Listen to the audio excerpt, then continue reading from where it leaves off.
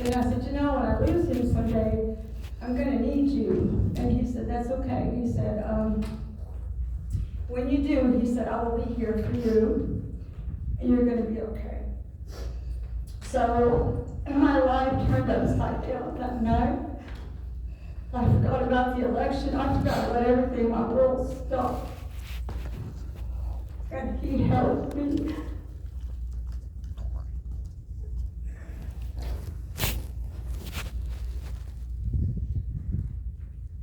He stayed up with me. I had several meltdowns in the last couple of weeks, and I just didn't know how to say goodbye. When Jerry ran the race, guys, he never met a stranger.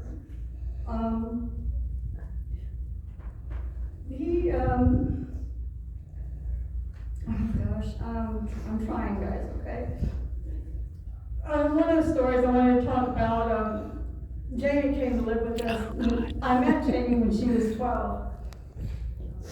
And I thought I'd already been through the ringer of living with it. Jamie came to live with us, she was 13. And I thought, okay, well, I wonder how this is going to go. I met Josh later, and I'd already known Jason, but Jamie was coming to me. Every time she'd come to me, I'm like, oh dear Lord, she's got something up her sleeve, and she's going to get me in trouble. And so her favorite words all the time was like, don't tell Daddy. And I'm like, every time she said, don't tell Daddy, I'm like, this girl's going to get me divorced before I even marry this man. And sure enough, my parents were in town one weekend, and Jamie had something up her sleeve. I knew something was going on. Jeremy was with her also, and my parents came. Jerry and I left, and we went with them. He forgot his wallet, or he forgot something, and I had a really bad feeling. He said, I'm going to go back to the apartment. And I said, oh, no, that's okay. And I thought, man, what is this girl doing? And sure enough, I told my mom and dad, get out of the car. I think we're going to need some help. And so they did. By the time I got to the apartment door, Jerry was chasing people, whacking people. He was just Jerry. He was so good, nice and everything, but you didn't want to make him mad. And I realized at that time where the big hens came in. And Josh, I don't know if you remember, we went to an Astros game. Oh, yeah. And we were in the elevator. It was after the Astros game, and somebody in the elevator said something, and I think Josh says, what did you say? And Jerry turned around and goes, what did you say? And I was praying. I thought, oh, don't let these elevator doors open. And sure enough, they were scrapping in the front of the Astrodome. And I thought, oh my goodness. But I got to tell you guys, Jerry and I split up again several times, back and forth, and one of the times, Frankie was even helping us move back in or move back out, Miguel, just everybody. And Jerry looked at me, he said, girl, the next time I move you, I'm going to move you in a pine box. And I thought, well, at least I'm going back home. But when I was carrying my son, Dawson, I was 5 months pregnant with Dawson, and Josh called.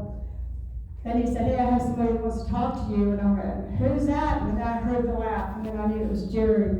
And when he got on the phone, my heart just dropped, and I thought, oh my gosh, this guy's coming back in my life, and now I'm in this situation. But you know what? He didn't care. He said, I love you, and I will take on your son. And he was with me when my son was born. My son is now 26 years old, and that's his papa.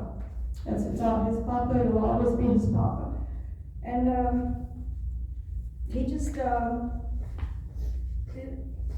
I'm going to miss him terribly. And one of these days, as believers, we will see him again. And he's going to have a glorified body. I hope I do too. But he's either going to say, what took you so long to get here? Or I'm going to say, or he's going to say, I just got here. I was trying to take a break. I was always a handful in Jerry's life. For many reasons, our relationship did not work out. We were divorced in 2004, but I never lost my love for him. We always connected. We always stayed on the phone. We FaceTime. Virginia and Jason, thank y'all so much for the care that y'all gave him and the family. He called me one day and he asked for my husband. He said, "Hey, what are you doing?" And I said, "What's going on?" He said, "Where's Kevin?" And I said, "He's not here." I said, "Why? What's going on?" He said, "Well, I wanted to talk to him." He said, "Yeah, I wanted to ask him if he wanted to move in with me." He said, "I love that guy so much, I think I loved him more than I ever loved you." And I'm like, "What the heck, Jerry?" But he just, he was an amazing man.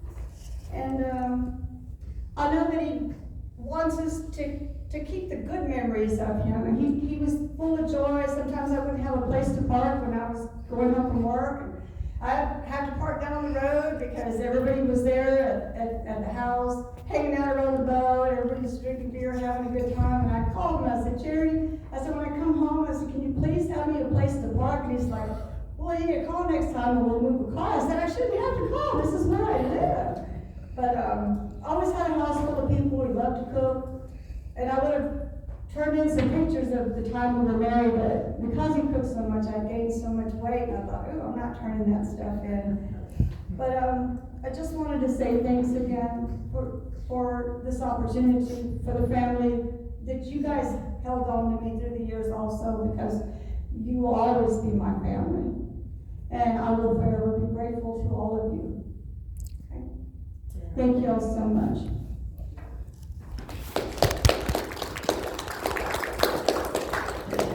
We love you. Thank you. I know we truly love you too. Several times he had to come back and sign. For those of you who didn't know my dad, that he was a great guy, fun-loving, never really mad unless somebody just really just went overboard and really just ticked him off. But he was always just outgoing and always there for us when we needed him. When I was younger, I don't know that there's a time in my age where I don't remember a lot about my dad because we had our own problems. But when I became a teenager, about 13, 14, got the pleasure to kind of move down there during the summer and work with him, and we just kind of rejoined with each other. That was nice. That was a short time, and then after high school, graduated, tried college out. It really wasn't for me, so went down there. He said, "Just come work for a summer, and then you can go back to school, save some money." I said, "Okay." So I did that. That turned into 7 years working at JBL Plant Services with Miguel and Bill and Matt, Joey, and any other friends we had that really needed a job. He always was there to help somebody out. Whether they were good workers or not, and even our cousins, JJ and Billy, and I think Jamie even ran a weed eater one time just to try to get paid, and Jason as well. But he was always willing to give the shirt off his back, and like I said, never met a stranger. Just an amazing guy, full of life. This isn't him right here. This is, when I think of Daddy, I think of his smile. Just always ready to have a good time. One of the hardest working men that I know too.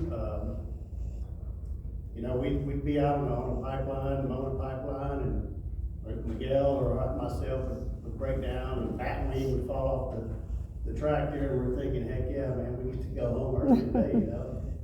No, he was a MacGyver. He could fix anything. So we'd stop, shut down, fix everything, get it back going, and of course we'd be all pissed off because we had to go back to work. But it was something that molded me in learning how to not just give up and, just go buy something new, because he always wanted to restore something. Always wanted to just, didn't buy anything new, he just always fixed it, made it better, you know? It taught me a lot, and it was, in the 10, 12 years that I really got to be around my dad, we were more like friends than a dad, and, just really taught me a lot how to, you know, do the right thing. He's lived through it, and, times I get pissed off and it just going to fly off the chain, he calmed me down. It ain't worth it, Josh, it ain't worth it, you know? Sometimes I didn't listen to him, but I tried to most of the time. But he was, like I said, he just always, just never met a stranger. Just always there for you when you needed you. I think a lot of the way his character was and his older life is, my grandpa Bill Preston taught him a lot. He took him in as a son, basically, and I think he tried to fill his shoes in his later life, and tried to, somebody was in trouble, it didn't matter, you know.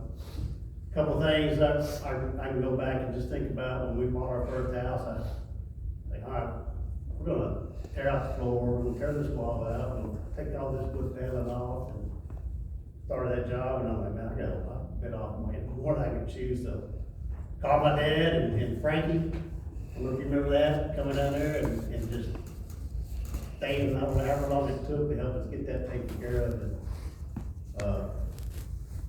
I'm just so grateful for that, and then he said, I'm never doing this again. Well, about 2 to 3 years later, I bought the house. Started over, and then the house was all on level, and I didn't know anything about leveling houses, and so he came to my rescue again. I think me and Miguel went to that house for about 10 days, I think, while Ashley and all them were overseas and enjoying it, and Jimmy'd come out there and bring us food, and Brad help a little bit. But he could do anything. It was just amazing that some of the stuff that I just thought that, you know, we can't fix that, and he figured it out. And, I know there's just a lot more I want to say. I'm probably going to forget a lot, but I just know that, Daddy, I love you, and everybody that's ever met him loved him, and everybody that's ever met him, he was like a friend from the first 5 minutes that they met, you know. And like Hope said, we're going to see him again. Daddy believed in God, believed in Jesus, and I know we'll see him again. Yeah, I'm sure I forgot something, but. Yeah, you do. You take a video. Video on it. Just hold it. Oh, just hold it. It's already on. Here you go.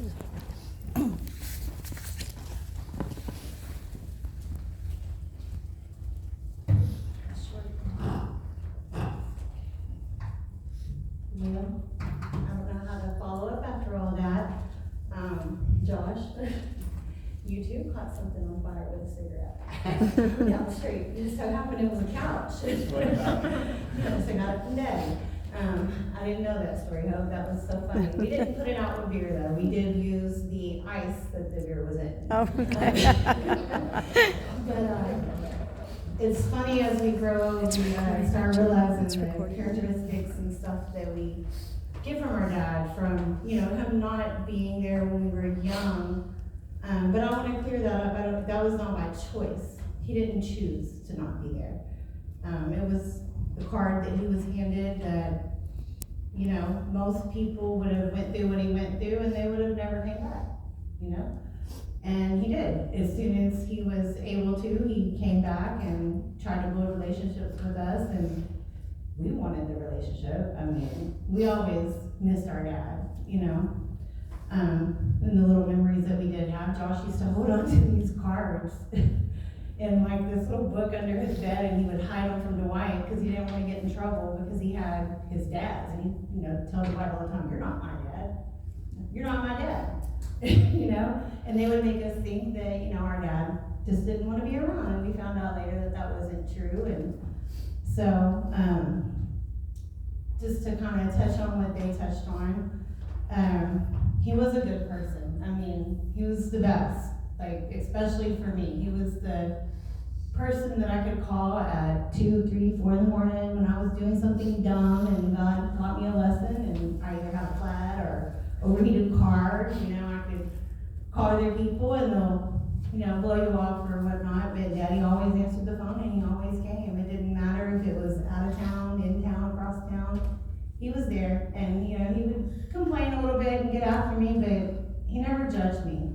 And I think that's so important when you are, you know, with family and friends, is that you don't judge people, because you don't really know the shoes that they walked in, and you just have no right to judge. We're not God, you know. He definitely didn't have, you know, meet a stranger, and I'm grateful for that characteristic, because I think he kind of passed that down to a few of us. I won't say who, we'll leave that up for the imagination. You know, he worked hard his whole life, and, you know, the one thing he told us is that he didn't want to go to a nursing home. You know, he never wanted to go to a nursing home, and, you know, that kind of fell onto Jason in Virginia, and I'm so glad it did. Because I've, you know, not that I didn't want to do it, but I could, like, I just could not. I'm a single mom, could not do it. And Virginia took care of our dad like that was her dad. Mm-hmm. Like, whew, you would have, it's amazing, the love that she gave to him. Mm-hmm. Because if you've never taken care of someone with Alzheimer's, it's probably the hardest thing you'll ever do. And when you look in your dad's eyes and you can't remember who you are, or you think you're somebody else, it's like, okay, gotta deal with that. But it was hard. It's definitely taken its toll on, you know, Jason, to have to watch his dad go from who he was to who he was when he passed.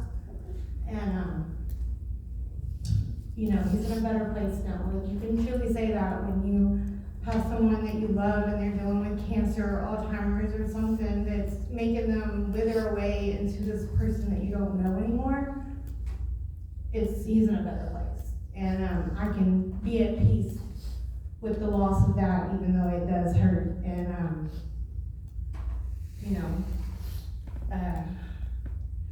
thank you everybody for being here. Thank you for, you know, loving our dad and being a friend to him. And, you know, he's got, everybody in this room is special to him. And there's so many people that were special to him that are not here. And, you know, if you see or hear this or hear about it, we're sorry. Forgot to tell my cousins until yesterday, you know. It's just been, even though you expect it, it's just been really hard, and trying to prepare for it, and, you know, it's just been a lot. And we just appreciate everybody's help, because trying to throw everything together, that's one thing I will say, is like, people really stepped in and helped. Linda, you helped. Billy, you helped, you know. Hope, God, you know, you helped with the pictures, like, it's just, that's all I got. I got up here annoying it, y'all, and my phone died. I didn't get to do my bullet points because I was late, because I was doing the video, because the pictures were all wacky, as y'all seen, and it's just been a lot. So I just wanted to speak for my dad, because he was an amazing man, and I'm grateful for the time that we got to share with him, and we will see him again. Mm-hmm. Bill? Yes.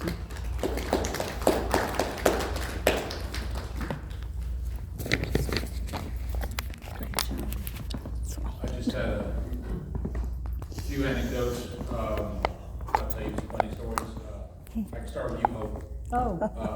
Oh, really? Every time you guys split up, Hope would say, okay, now we have, 6 towels. So here's your 3, and here's mine. And here's your half of the knife set, here's my half. When they say split the sheets, they split the sheets. Every time. And that worked out well for me, because every time they did, time would go by, and Jerry's like, oh, man, I want to buy some new stuff. Hey, can I have the old stuff? Can I have those 3 knives out of the 6 knife set? Sure, no problem. So I'm still enjoying your knives, your towels, some other stuff. You know. Thanks, Bill. And I'll tell you a funny story. You know, Jerry and I worked together. I got to know him through Bill Preston, and we worked together in the car business a little bit, the body shop business. And then we ended up going to work for a guy that did mowing and herbicide application. And we worked for him for, I guess, maybe about a year or so. And we got a little crossways with him, so we said, hey, you know, we should go in this business. I mean, how hard could it be, you know? So, yeah, let's do that. So I quit, and then Jerry quit, and Lewis quit. Y'all remember Lewis. And so we started in my 1-bedroom apartment. And we were carrying a backpack and a lawnmower up and down the stairs. And then we got big time, and we rented a storage unit to keep some of the equipment in. Then we bought a tractor, and then we had to rent another storage unit. But the story about that 1-bedroom apartment, you know, Jerry was like, well, you know, we're starting a company, so we don't have any income. I said, man, I can't really get an apartment. I don't have any money. Come on, move in with me. No problem. So there's 2 of us in a 1-bedroom apartment. And by the time it was all over, there was 5, including Joey. And yeah, I guess my apartment manager was less than thrilled about that.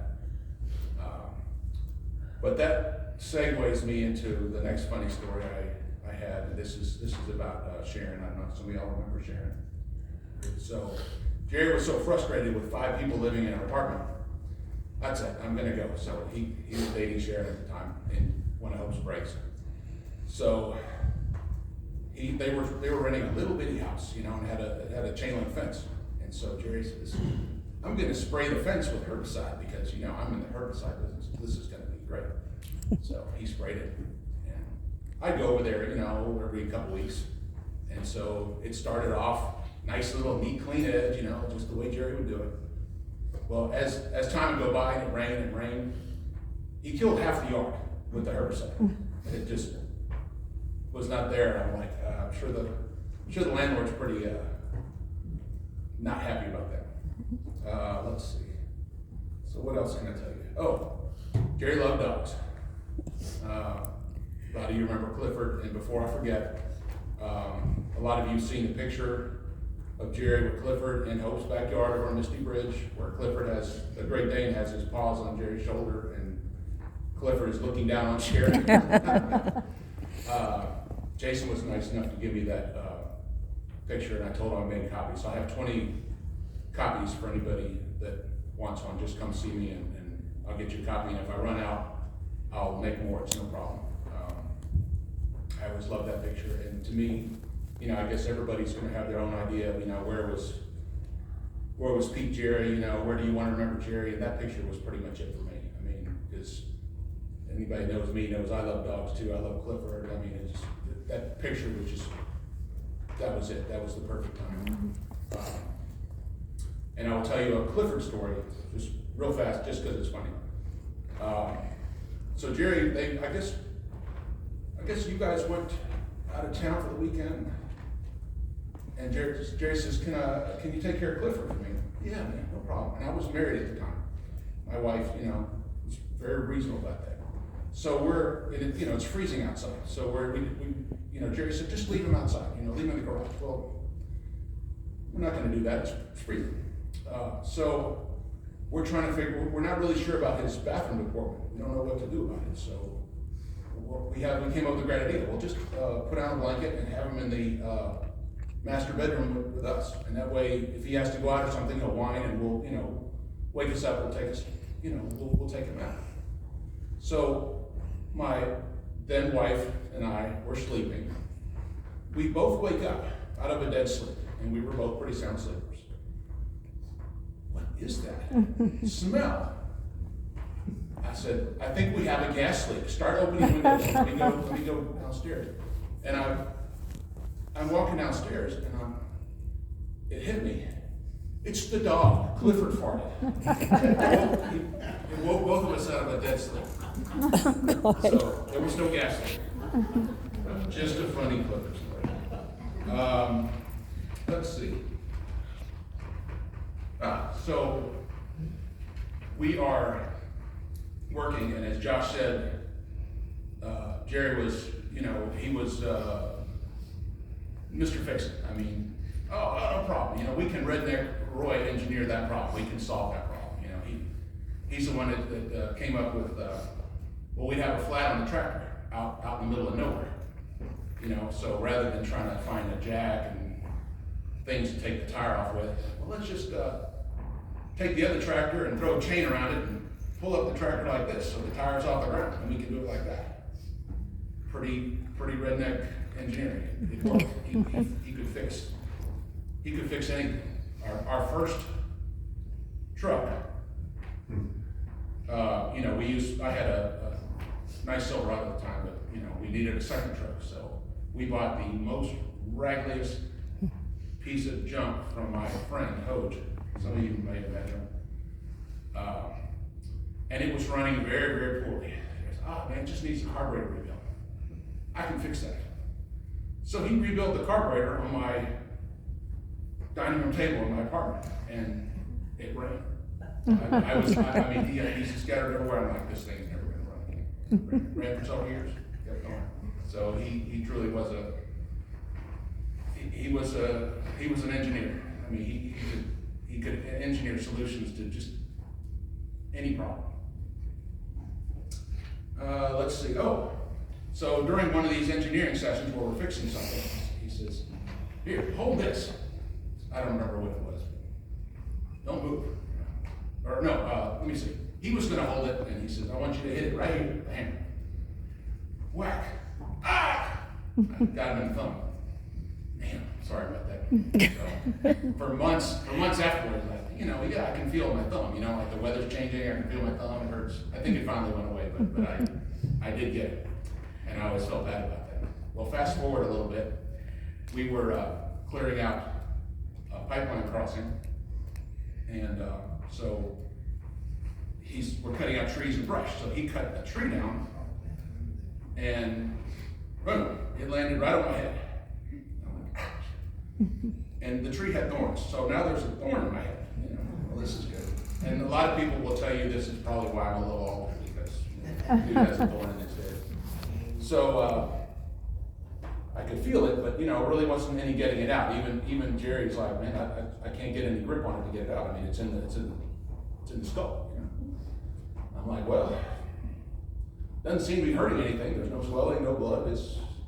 So like a year later, I'm in the shower, and I'm like, what is this? It's the little piece of thorn that was in there from that tree. Okay, there it is. At least I concluded that my skull was thicker than the little piece I found, so I feel fairly confident that it didn't actually cause my problems. My problems are caused by something else. Let's see, what else? So Jerry and I went down to see Bill Preston at the ranch one time, and that's when Bill Preston was gonna run for county commissioner, and I guess he was feeling under the weather. Bill Preston, and I looked at Bill Preston kind of like a mentor back then, and I looked at Jerry, and I still do, as the uncle I never had. I mean, I literally have no family. It's just me, and my dad died, my mom died, I had no one. Jerry was my uncle I never had. But anyway. So we're at Bill Preston's. He says, I want you to speak for me at some kind of event, because I'm under the weather, I can't speak, so just go and give a speech for me. Okay, so Bill Preston said, but you can't go when your hair is all shaggy, that's wrong. Okay, Jerry, I can fix it. So he got Bill Preston, or I guess Gail did, gave him the dog shears, and Jerry gave me a haircut with the dog shears so that I would be presentable to go give the speech. Bill Preston ended up losing the election, but I don't think it was because of my haircut. I mean, he did a solid job. So, just another example of Jerry could do anything. I guess it's really all I have. I mean, if you want to copy that picture with him and Clifford, come see me. I don't know if some of you probably remember, Brownie and Cuddy, when Jerry went to live with Jason, they're like, well, what are we gonna do with the pets, and I'm a dog lover, and I'm like, I will take them. They'll be good with me, and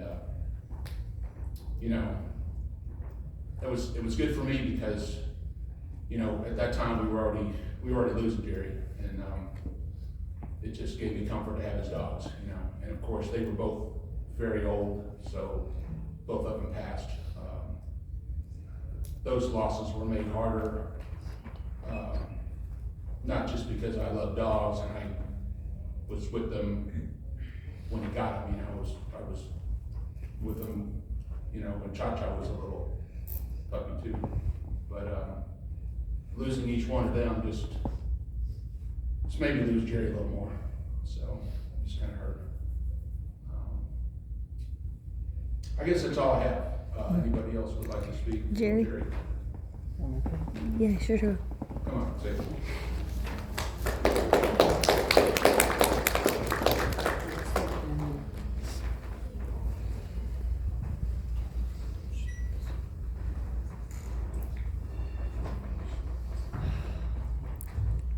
If y'all don't know me, my name is Jerry Wallace Wells Jr., named after my grandpa. I kind of had the same similar story. I didn't really get to know him that much until I got older. He was kind of my getaway. I was fighting with my dad or arguing with Jamie or fighting with my grandma. I could always go to my grandpa's house and just get away.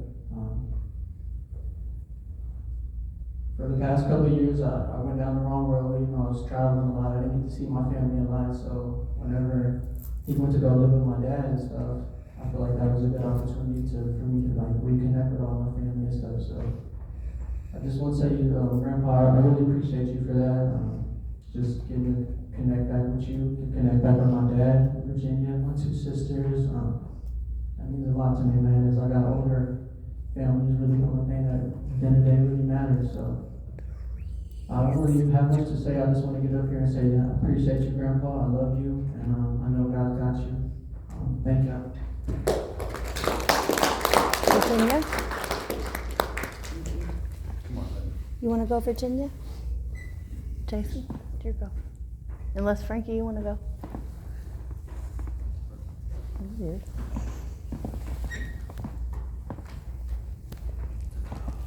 You got this.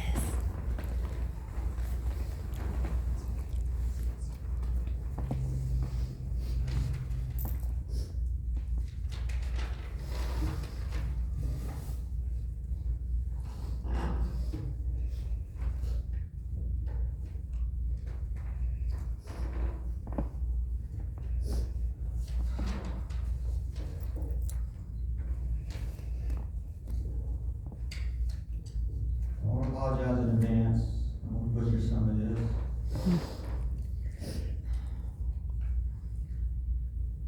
In Colossians chapter 4, verses 5 and 6, it says, "Be wise to the way that you act towards outsiders.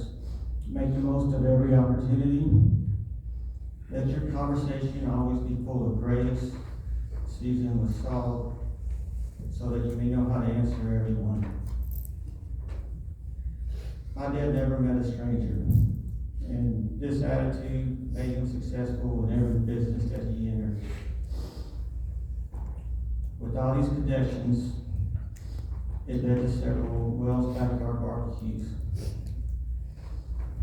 From sporting events such as Dallas Cowboys and Houston Texas games, Houston Rockets and Astros games,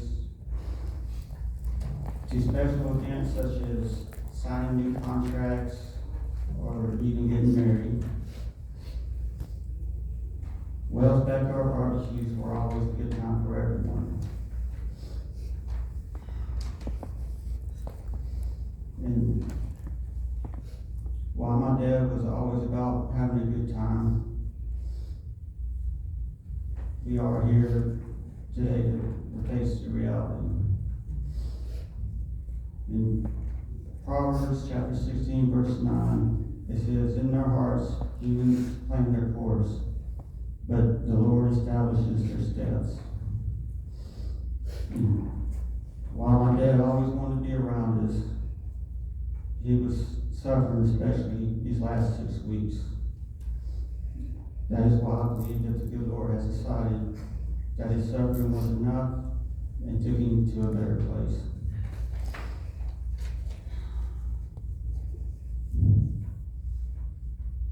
In Mark chapter 13, verses 32-33, it says, "But about that day or hour, no one knows, not even the angels in heaven, nor the Son, but only the Father.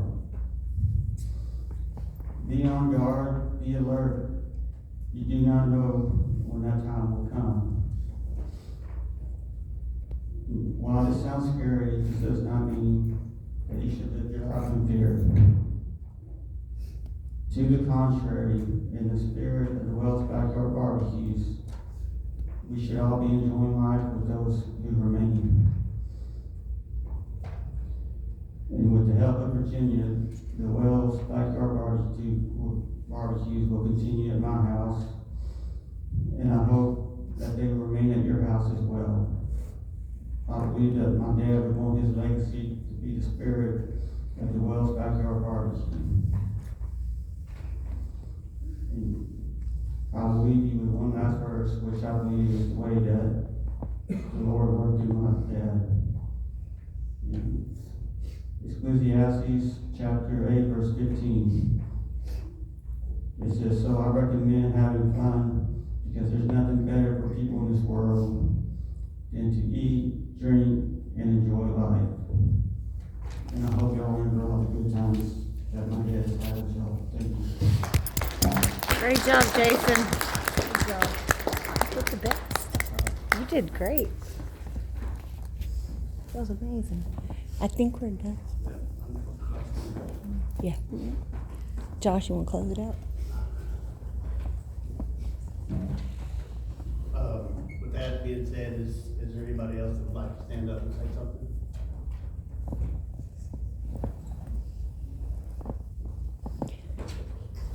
Did you tell everybody about Dr. Bell? No.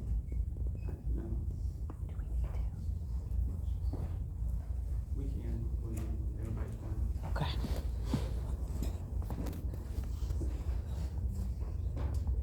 Hello, everybody. My name is Nicole. I'm his granddaughter. I just want to say that this whole year has been really hard for me.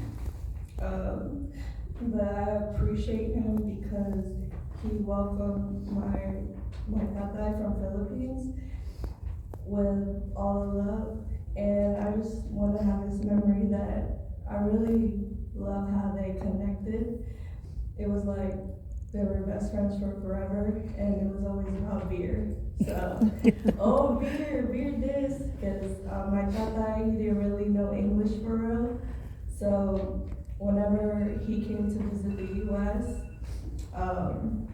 he would always just talk about beer. That's really it. So, but I do want to say that I'm really sad because my tata also passed away recently, and I thought to myself, like, I'm happy at least that Papa's still gonna be here. But since he's not here no more, at least in heaven he'll be enjoying beer with tata. So, thank you guys.